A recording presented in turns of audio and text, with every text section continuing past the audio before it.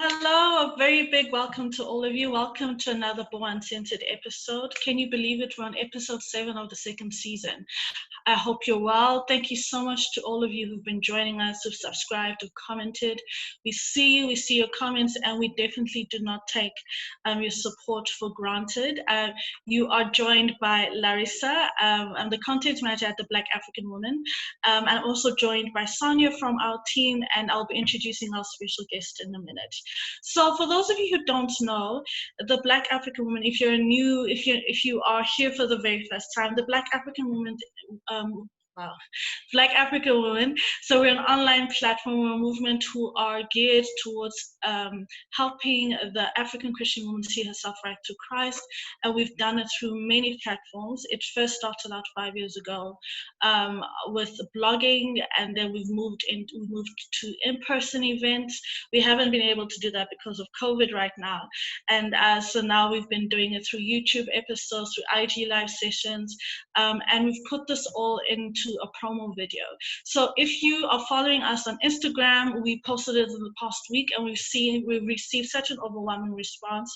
It's really been a labor of love from the team, with a special shout out to our graphics designer Mpumi, who just beautifully just put it together. So from the promo video, you can also see it on our YouTube page. It's on our YouTube page. You'll see all other episodes we've actually been doing for the past year or so. So welcome. It's an introduction. It's a reintroduction to the Black African Woman for those of you who've been with us from the get-go, and it's an introduction to you who are seeing us for the very first time. So bienvenue and welcome to the Black African Woman. And so as I've laid out, so every month what we've tried to do is tackle one or two topics. And for the month of September, what we've done is go through the issue of unlearning. And it's through our blog site. We had Sonia write such a beautiful, pen such an awesome piece. You definitely check it out. And we'll put all the links of these in our description. She wrote on self-love and the journey to understanding and accepting all facets of who she is. And we also had Admiral Ngube talking about unlearning the more traditional forms of what it means to be a man. So that was a really powerful account also. And to end what has been a really beautiful month, we thought that we should have a conversation here on bAw Uncensored. And here we're going to be talking about the freedom to unlearn. And we're joined with a special guest, Doric Sithole. Hopefully you should be able to see her on the screen now.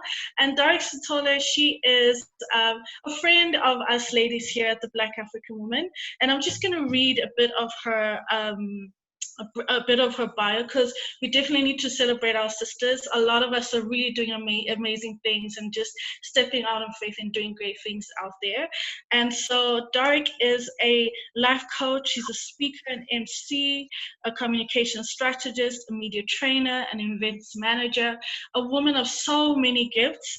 And she is also a founder of the Diamond Women's Africa platform.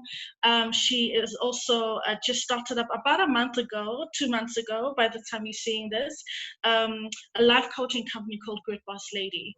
So Doric, as I read her bio very quickly, she is a leadership coach, an executive communications consultant and speaker. She's a Wits alumni like me. Witsies, go Witsies. And no shade, Sonia, but you know, it's all good. UCT is still great. I'm good.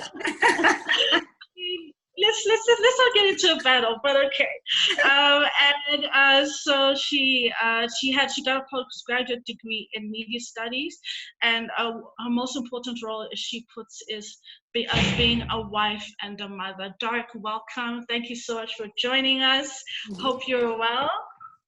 I'm great, thank you. I'm so excited to be a part of this conversation. Thank you so much, Sonia. Thank you so much, Larissa, for that fantastic introduction.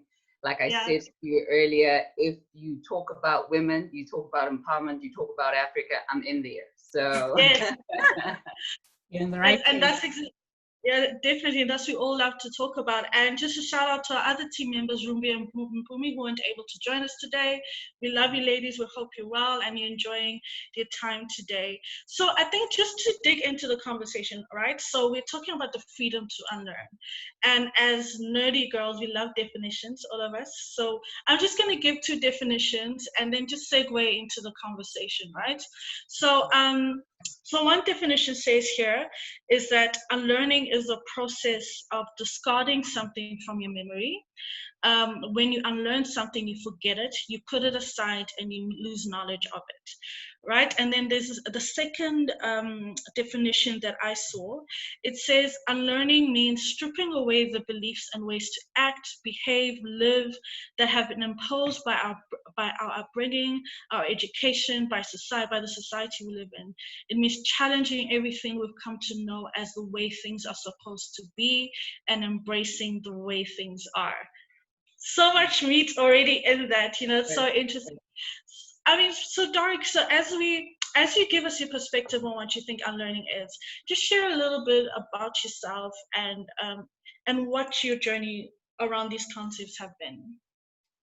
Well, thank you so much, Larissa. So Doric is a woman who was born in Zimbabwe in a town called Bulawayo.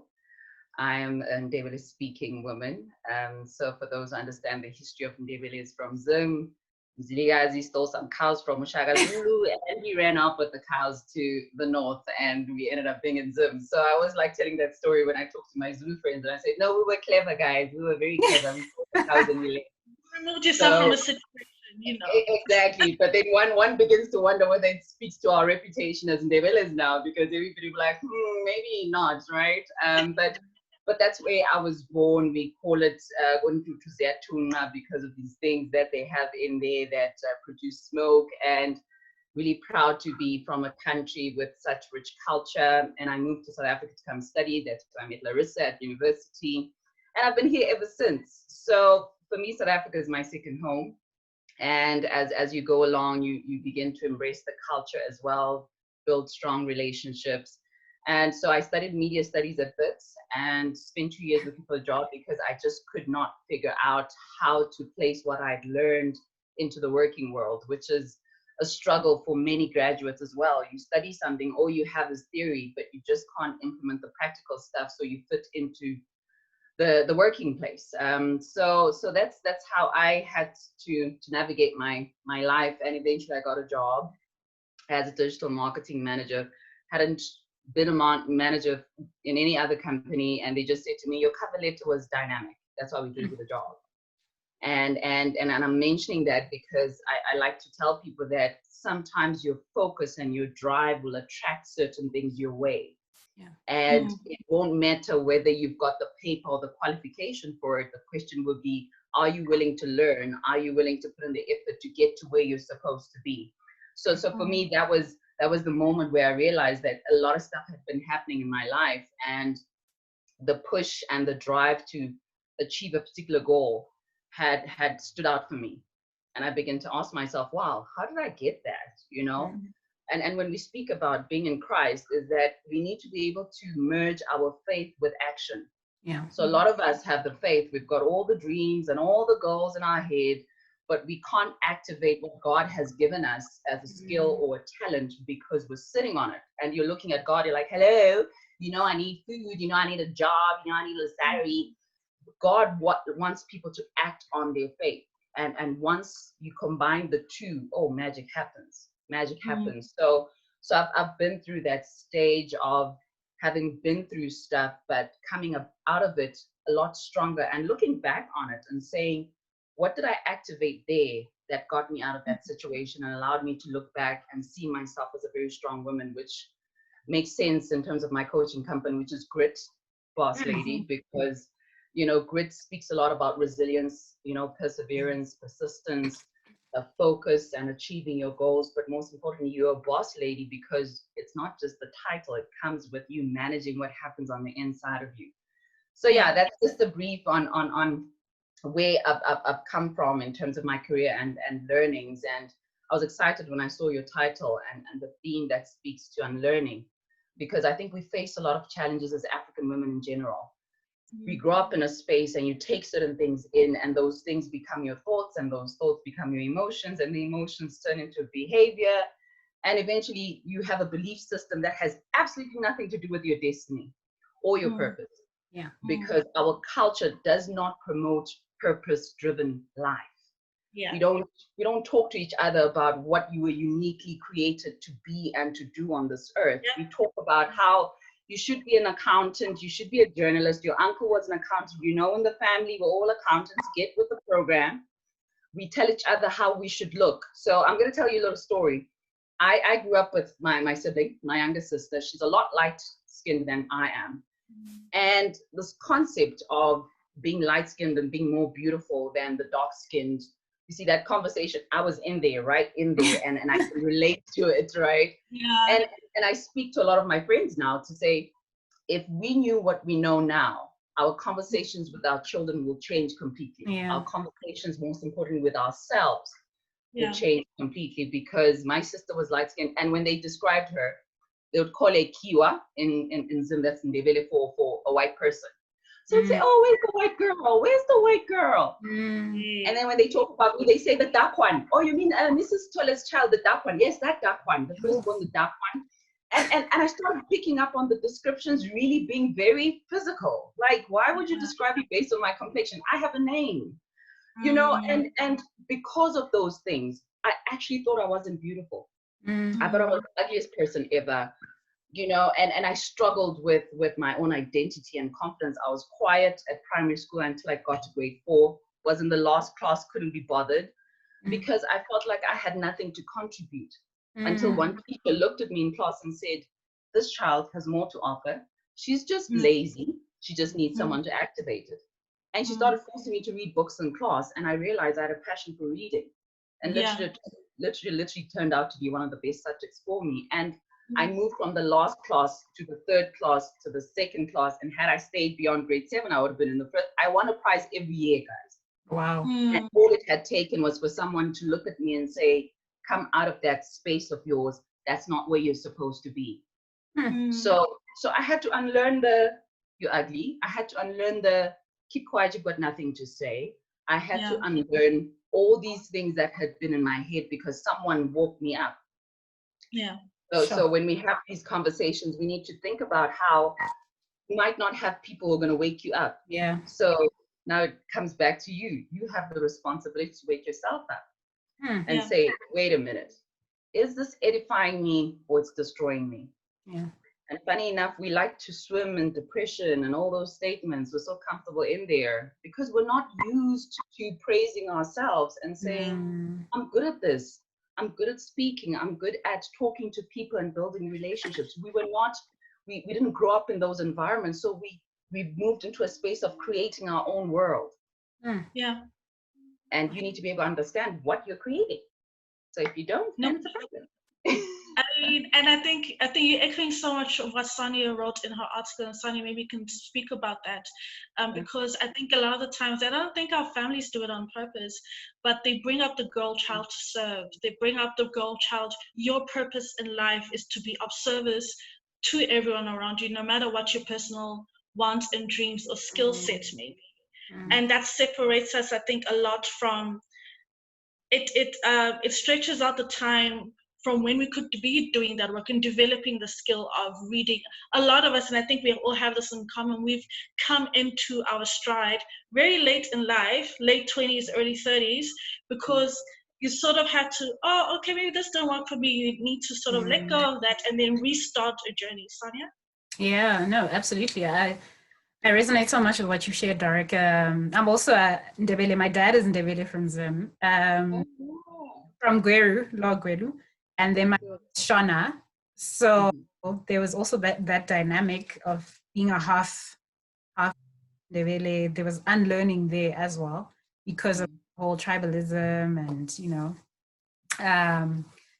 yeah, that's another story. But I think I really love what you said about, and I wrote about this in the article, how as Africans, and Africa has such a rich culture. I love the culture in Africa, the Ubuntu, aspect. I think you find it in different cultures across the continent and things like that.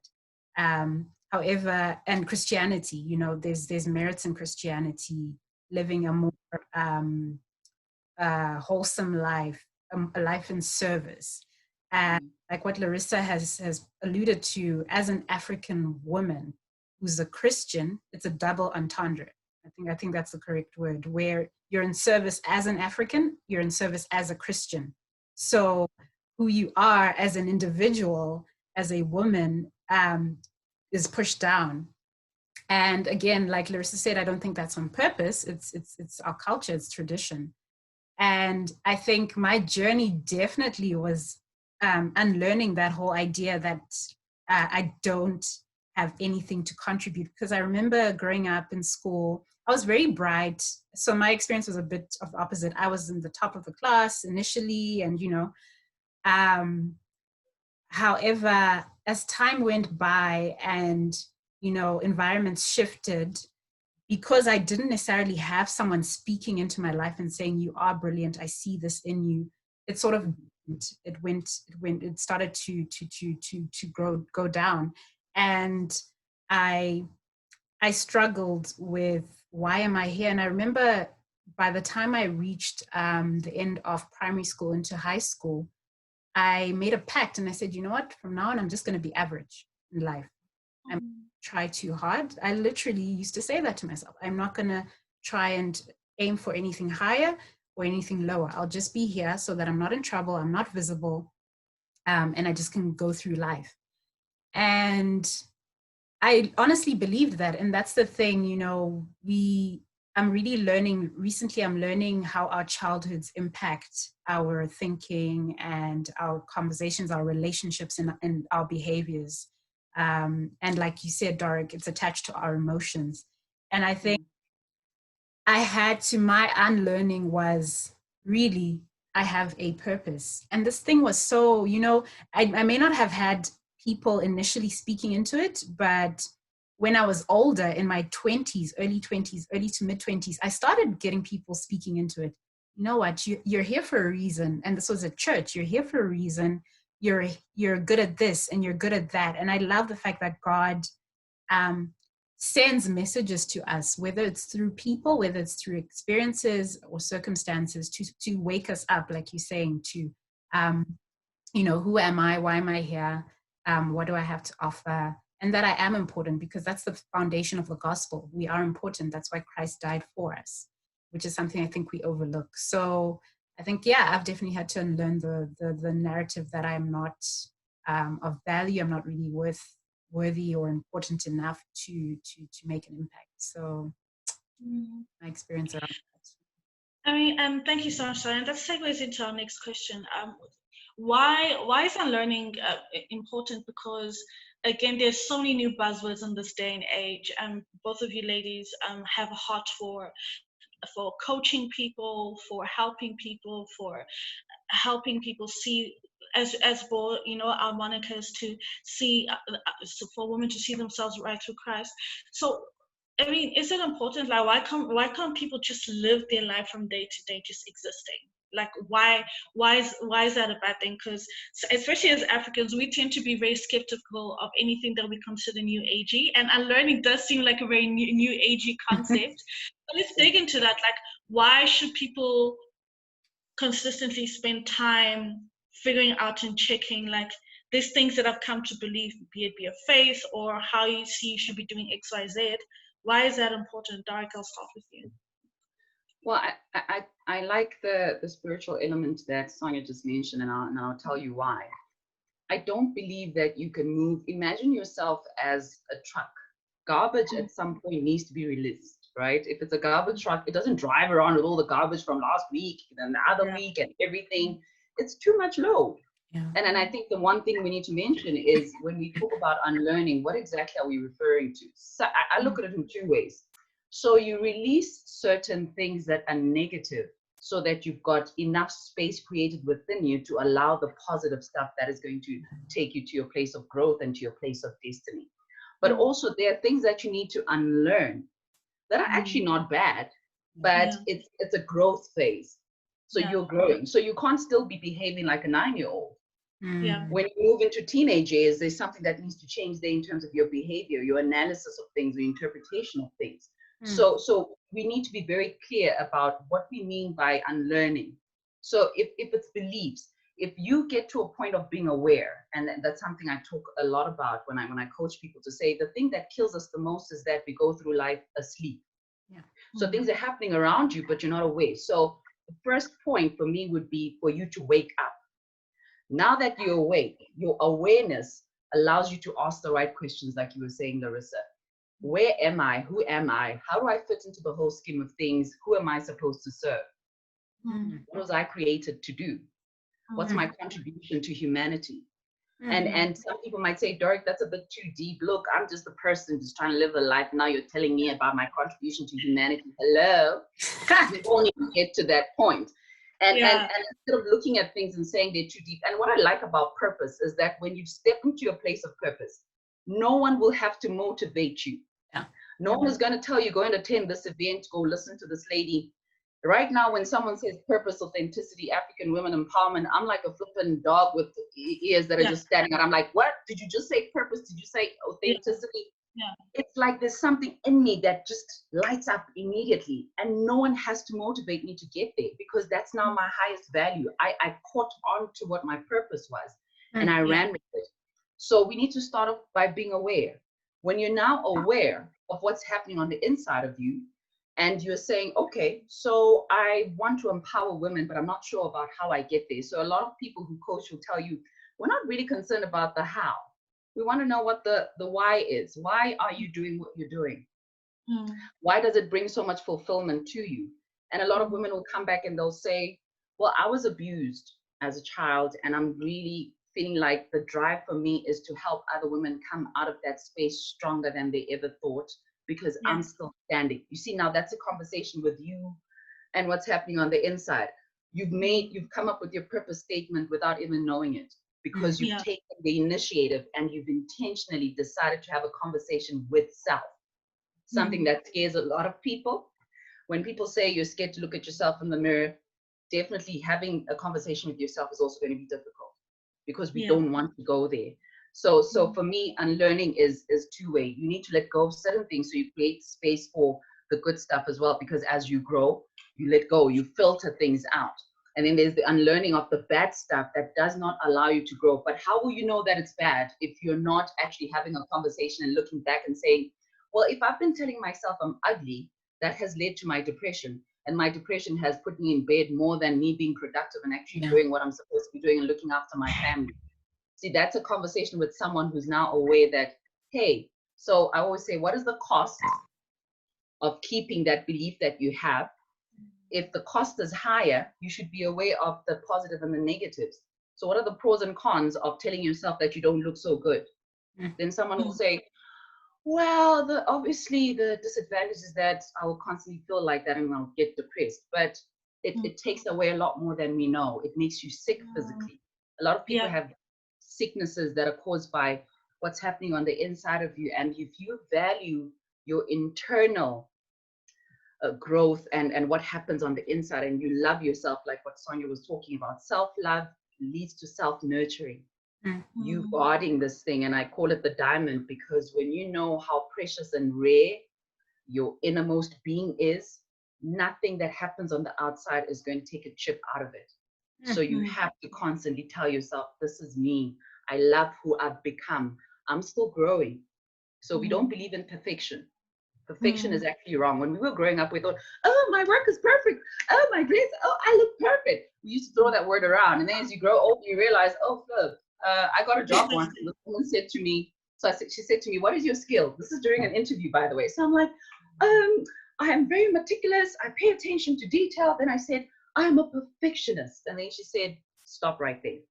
I'm going to teach you something. This is an interview, but I want to teach you something that's going to help you in life. Don't ever call yourself a perfectionist, because people who are perfectionists are not open to learning. So when you write a document and you give it to your boss, you say, hey, that's a perfect report, which means you're going to get a bit grumpy when he comes back and he says it's not so perfect. So people fight growth, because in your head, you think perfection means 100%. That does not exist, and it is wrong. Mm-hmm. So authenticity and embracing yourself means that you're saying, I understand that I have times when my negative voice is louder than the positive voice. That's part of my growth. My power lies in my ability to shut the negative voice and learn those negative things and allow the positive voice to dominate, because that's where my growth lies. That's your power. So when you said freedom to unlearn, in my head, something hit me and I said, freedom speaks to choice. You have a choice to let go of the negative and push forward the positive. It's about a choice. That's why we say freedom. So where you are in your life right now speaks to choices that you've made.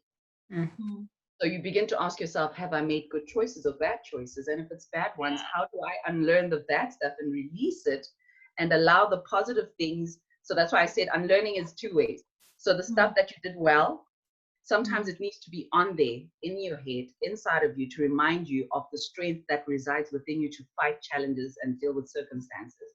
So for me, it was like freedom plus power, the power to unlearn. You have a choice, but you also have the power. Because if you told me that I have a choice, then you say, Doric, you know, you can say yes or no.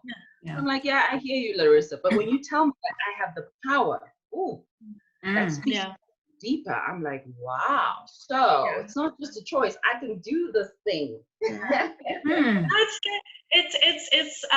It's empowering, but also scary at the same time, because understanding that you've made certain choices and putting up a mirror to your life and really taking stock of, okay, maybe there may have been some circumstances or that were beyond me, but there are certain things where I am right now in my life is a result of certain decisions I made. I think that's a really tough thing. And I wanted to ask, ladies, let's share, you know, what have you had to, maybe you could share one or two things, what you've had to unlearn to be the woman that you are right now. Here in 2020, what have you had to unlearn to become this person that you are right now? And if you have been intentional about the unlearning process. I mean, I can tell you personally, I don't think I've necessarily intentionally sought to unlearn certain things, but because I'm so curious, I've always looked for information, and whatever new information that has come to me, it's like clicked certain things in my brain. I was like, okay, so I was doing this all this time, so then okay, this new information then helps me understand how me doing something a certain way is no longer helpful to who I am. And I think that's how my progress and growth has happened over time. So I'm honest in that I believe that I haven't been intentional about unlearning certain things, but I've been seeking information. And like now at this point in my life, I'm looking to apply all the lessons I've learned over time. Yeah. Doric, do you want to go for it? Yeah, so I'm going to summarize it because I feel like the statement is heavy enough to include all the other things that I had to know, because it was nasty stuff, a lot of nasty things in my head. So it speaks beyond the beauty. It speaks to things I had to go through. Even in my adulthood, I went through stuff. I think I spoke about it with you, Larissa, when we did an interview together, and talking about me losing my job and getting into a car accident 3 days afterwards, and then my husband losing his job in the month end. Literally everybody was like, what the hell is happening in your life? And so I've been through stuff. So when I talk about grit, it's because I've been there. And I got to a point of saying to myself, you need to unlearn the statement that says, why do certain things that are hectic have to happen to you?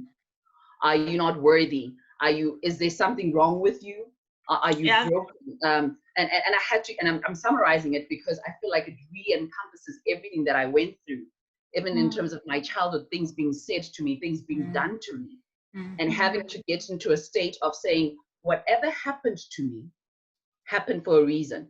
Now the decision comes in. This is where the choice comes in. If I choose to look at what happened to me as a curse, I am so going to be miserable. I'm going to be depressed. I'm going to think that there's suddenly something wrong with me, and I'm going to seek the wrong thing. But now when I look back, I've taken all that bad stuff and I tell it as my story, as a testimonial of how strong and how God has given me an awareness that says, when you are not able physically to fight, that's where I step in. And I can only do that if you allow me. So some of us go through stuff and we think, yeah, physically, but then there were times when I couldn't even pray, when I couldn't even open my mouth. And I remember I went into a mode where I was having like a mild stroke. I remember sleeping on my bed and feeling like there was a voice that was saying to me, you're dying today. Ooh, yeah. Your life ends. I wasn't even 30 by then. I was so stressed. I had sunk into a depression, and my body was now responding to the stress that was happening on the inside of me. And a voice in me said, yeah, you're just going to die. And I remember my spirit fighting, and I said to myself, not yet. I'm not done here. Hello. I could sense the fighting that was happening in my spirit, because my spirit was now fighting beyond what I could do for myself physically. Yeah. And I never forgot that. So I woke up to a fact that I've been through stuff because God created me to be able to go beyond those things. I was created to go above those circumstances. He's given me the strength and the power to do so. So if that's what he says in his word, who should be doing it if not me? Yeah. So who do we want? Who do we want to suffer? And I always ask people, so if not you, then who? Yeah. You know, you're like, oh, but why am I going through stuff? Why me? You know, it's a question about understanding your father, your maker, your creator. So if my God says a word and things happen, if my God has the power to speak and bring things into fruition, why can't I say that I am powerful, I am inspirational, I am a leader, and I have influence in the African continent, and see that coming into fruition? So I'm compressing this because I went through a phase where I was like, whoa, okay, so this is not about me physically. It's about having a higher power and spiritual grounding.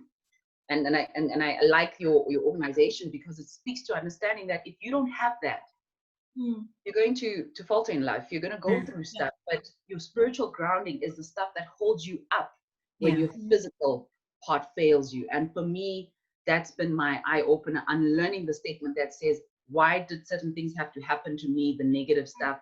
Am I broken? Am I cursed? What's wrong with me? Now, what I say is, that stuff happened to me because I can take it. And number 3, there is another woman out there who's going to benefit from my story and begin to realize that she also has the same power that has been bestowed in me to counter her own challenges and deal with her own life and situations. Oh, lovely. Girl. Oh. Yeah, I mean, man. Sonia. Yeah, no, I think I can really resonate with that. I think just listening to you, yeah, Larissa, that's such an introspective question. And it's really layered. I think there's a lot I've had to unlearn, but as I was just reflecting and listening to Doric speak, I think at the core of it, I've had to unlearn a false identity of myself, essentially. So I've had to unlearn that I am helpless. I can't take care of myself. I'm not safe enough to take care of myself. I'm not strong enough to take care of myself. I've had to unlearn the idea that I am here to take care of everyone else's needs except my own. Because essentially and that's called codependency. So that's something I've had to unlearn to become the woman I am today, and I'm still unlearning. And I've had to unlearn, some of the broken ways I've come to understand relationships. And that's been a very big one for me, relationships in all aspects, whether it's romantic, whether it's friendships, career.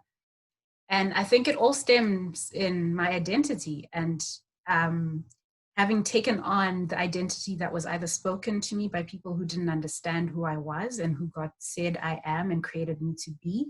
An identity that was plastered on me by me because of the things I went through externally, my experiences, and what people may have done to me, what I have done that was not always great.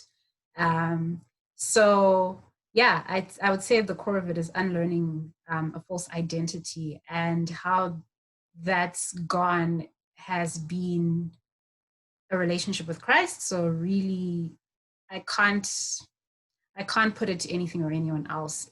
And he's been able to take me on that journey. So whether it's having tough conversations, whether it's therapy that I've had to go through, whether it is books that I've read that have shown me, okay, girl, you are powerful because Christ dwells in you. And he said that greater is he who's in you than who he was in the earth. And that includes you. So he's greater than you. He's in you. So you can do this. You are strong enough. You're mature enough to take care of yourself. Grant, whatever happened to you happened, like Doric said. And I'm learning to own my story. Own your story. Like Doric said, that's what happened to me.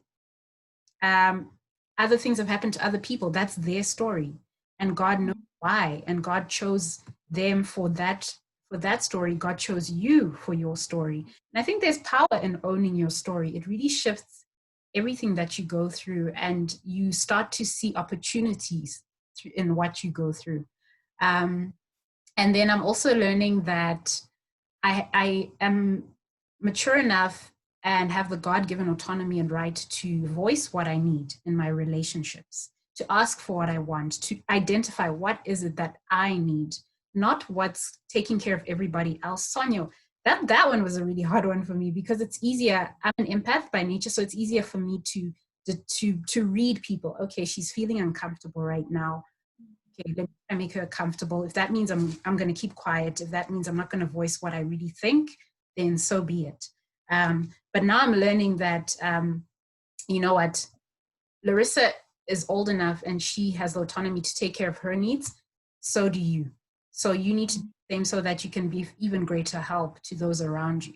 That's what truly being of service is. So yeah, at the core of it, it's unlearning my false identity and taking on the true identity that Christ initially intended for me to have.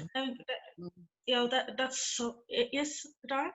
Yeah, she said some powerful things just now, and it hit me that you're talking about two important things. One that speaks to self-sacrificing yourself for the needs of others and not taking care of yourself. So there's that saying that says you cannot serve others from an empty cup. Yeah.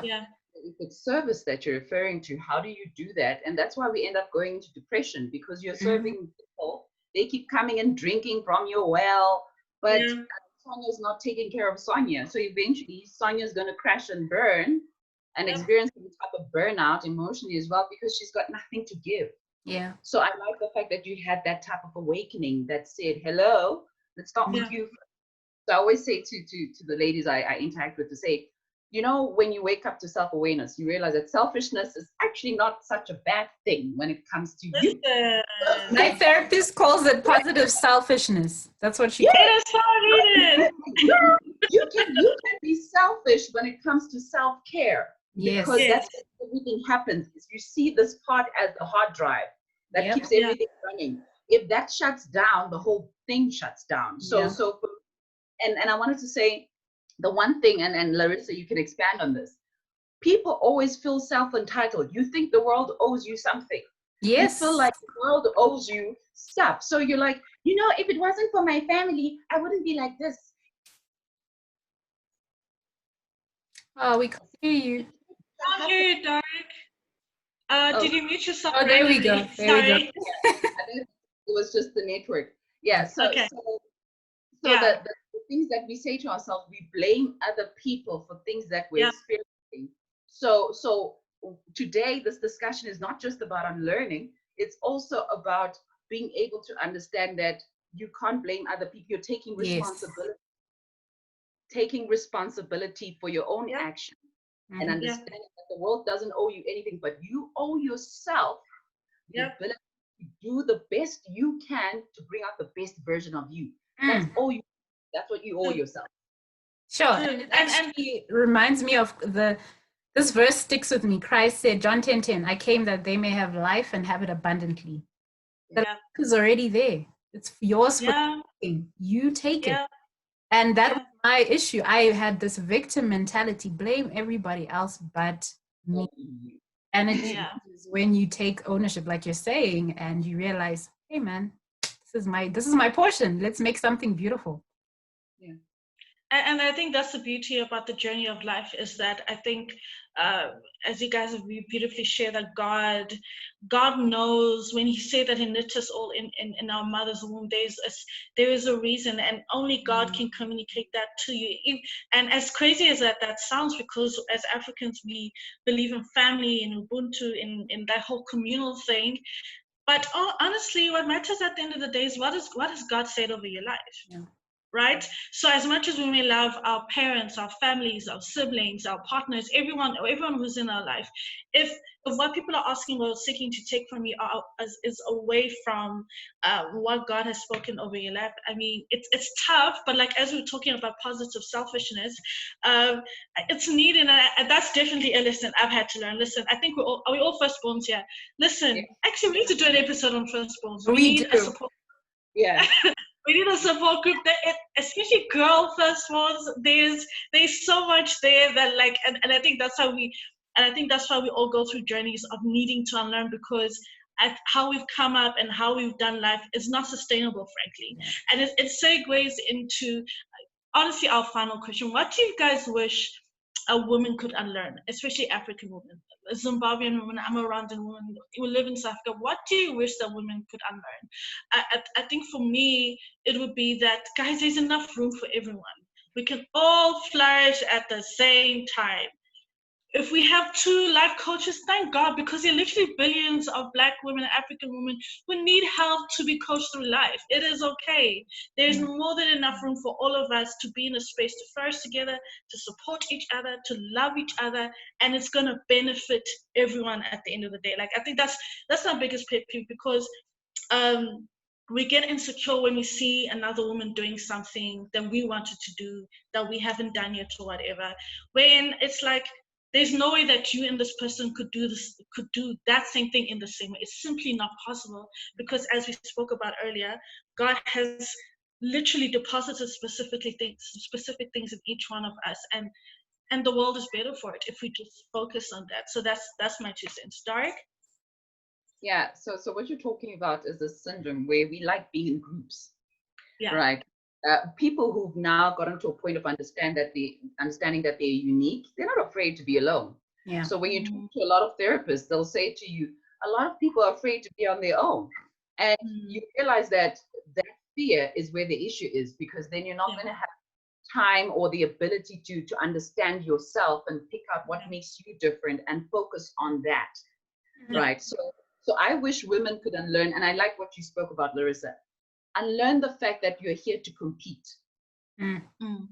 Unlearn the fact that you are just like another woman. So when you see another woman, you should see her as someone who inspires you to be better. But what you seek is to understand what you are good at, stuff that only Doric can do, not another woman. So when you run literally like these horses that are racing. They've got blinders for a reason. If a horse was racing and the shadows were popping up and like, hey, you notice that there's another horse that's coming, the horse would go berserk, right? So I actually started doing an analogy of that to say, if those blinkers are there for a reason, it's because the horse can only see the finish line. The horse is not looking around and, turning around and saying, oops, oh, number 2, oh, flip, oh, this guy's catching up. The horse is focused on the finish line. You need to focus on your finish line. How does that look like? How does the end look like? And stop turning around and avoiding conversations with yourself by saying, she thinks she's owed that. You spend more time doing that. And if we could move away from spaces of, that reliance on comments from other people and say, I'm okay with being different. I'm okay with people thinking that they don't understand me because I found my purpose. I'm okay with that, because that means you've embraced who Doric is. You're not trying to be anybody else. So unlearning the competitiveness that does not take us anywhere, and self-comparison. That spirit needs to die in the African continent, because that's the stuff that forces us to end up, when you realize that the person you're trying to compete with is going higher and higher, you know what happens? You plunge into depression because you're like, flip, we're not at the same level. So then what's wrong with me? Because I thought I was like Larissa. But Larissa is up there now, and depression sinks in because you're like, how come I'm not catching up? So you spend more energy and time trying to catch up, and yet you should just be crying in your own root and finding your own destiny and finding out what your power is, and leave Larissa alone what she does. So yeah, no, power ladies. I think I agree 100% with you guys. And Doric, you just actually inspired another analogy that I'm going to share. I think to like sort of expand on what you guys are saying, I think what I really want Black African women to unlearn is this belief that their savior is something or someone outside of them. And if you look at, like, we've misunderstood Christianity in a lot of ways, and that's the conversation another day. But I think, you know, if you look at this cup, I love this cup. I've got a set. I love it. And it's beautiful to look at, it's beautiful to display, but its value comes from what it can do, which is what it holds inside of it, which is the tea, you know, whatever else I choose to put into it. That's where I bought it. It wasn't just to display it. And I think it's the same with us. If we recognize that the value that we hold is what's in us, it's the Holy Spirit within us, God filling us. God is inside of us. He's not out there. You know, God says, let me dwell within you. Why? He understands that he is our savior and he has deposited what we need within us. How we relate to Christ, we often want to attribute his power to externalities. He's this big God out there, but he's in you. He is your gifts, your ability to speak. He is your gift, your ability to empathize. He is your ability to create content, to start a movement, to be a life coach, you know. That is your salvation. It's all within you.